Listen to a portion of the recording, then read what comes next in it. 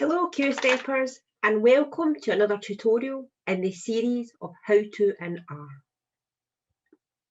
In this tutorial we will cover how to create a box plot using RStudio with coded examples and how to interpret them.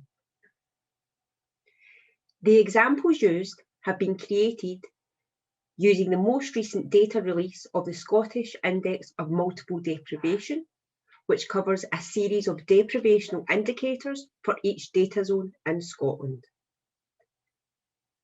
The illustrations used will emphasise on the depress variable, which is the percentage of adults in Scottish data zones that are prescribed medication for depression, anxiety or psychosis.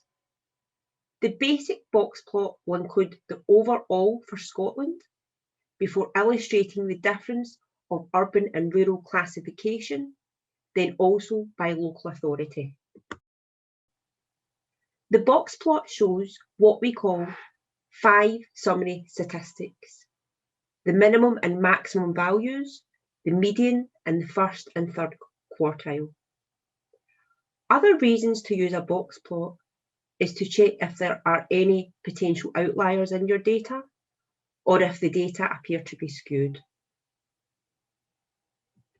Let's have a look at an example of a basic box plot using the depress variable from the SIMD 2020. The code is pretty simple here. We use the box plot function and state the data set and the variable in the curly brackets. As mentioned, we can locate 5 summary statistics using the box plot. The bottom horizontal bar represents the minimum value, whereas the top horizontal bar represents the maximum value. These are worked out by said calculations. Together, these show the overall range of the data.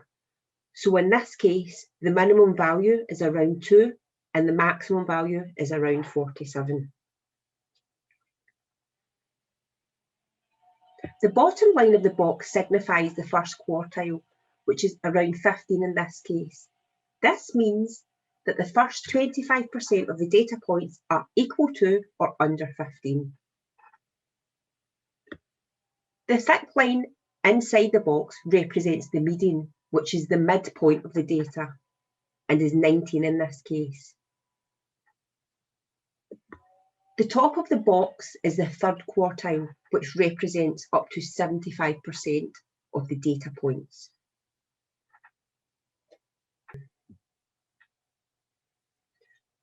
The whole box represents the interquartile range, ranging from the first quartile to the third, which simply put means the middle 50% of the data points. This can illustrate how dispersed our data are. The longer the box, the more dispersed the data, therefore, the smaller the box, the less dispersed the data points are. Where the median sits inside the box can illustrate if the data appear to be skewed. In this instance, the data appear not to be skewed. The box plot can also identify potential outliers in the data. These will lie outside the minimum and maximum value. So what could we say about this box plot?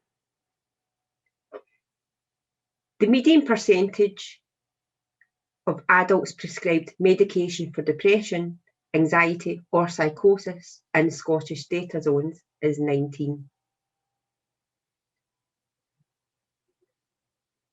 Now we could add labels here, but you would not want to present this basic box plot in a paper. This method would only be used for a quick glance while exploring your data. Let's move on to a more visually appealing ggplot version of a box plot. Again, using the depress variable, but also implementing the urban and rural classification of Scottish data zones. So what can you see? On the x-axis, we have the urban and rural community type.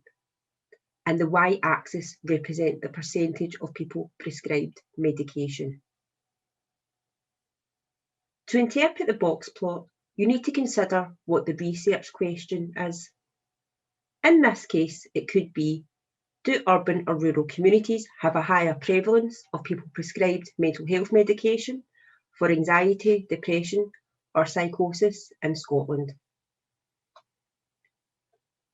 If you compare the rural box plot to the urban, it demonstrates that the median psychiatric medication percentage is higher for urban data zones than for rural data zones.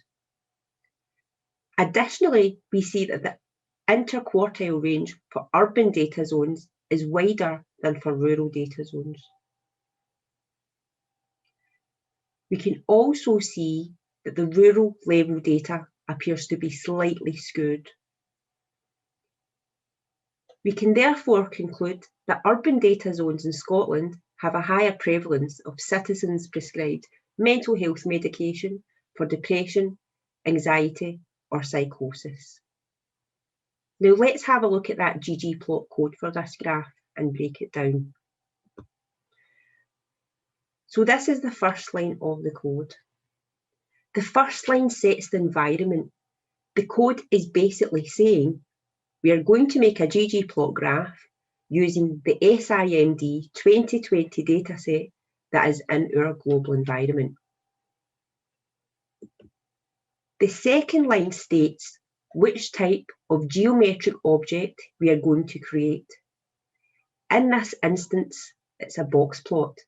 Therefore, we use the geom_boxplot function.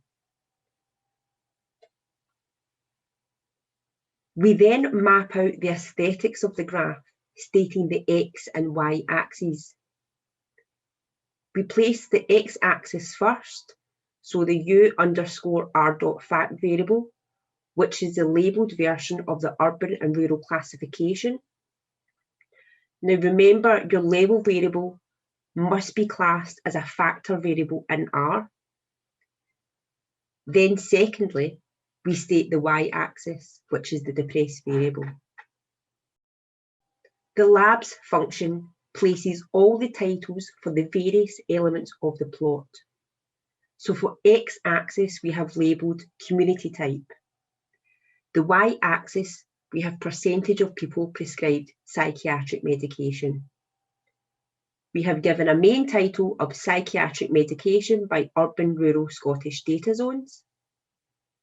And the caption function lets us state the source of our data.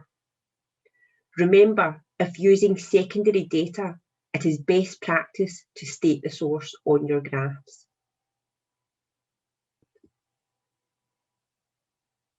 Let's have a look at another example created using ggplot, but this time we will flip the x and y axes to make it more visually appealing. Now you can see the percentage of people prescribed psychiatric medication is on the x-axis, and the y-axis contains the 32 local authorities in Scotland. So what can we see? By comparing medians, you can see that Dundee City has the highest median, whereas the city of Edinburgh has the lowest median. Regarding dispersion, Glasgow City has the widest. You can also detect which local authorities have potential outliers, and also if any data appear skewed, which in this case we see a few.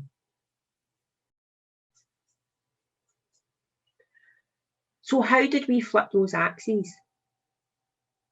All you have to include is the coord flip function into the code. Hopefully this tutorial has got you familiar with creating box plots using RStudio and how to interpret them. If you are interested in tutorials on scatter plots or histograms, check out the cool tutorials created by Dr. T. Spreckelson, and you can catch them on the Glasgow QSTEP repository or our YouTube channel. So happy coding, Q-steppers, and remember to subscribe to our social media channels, and thank you for watching.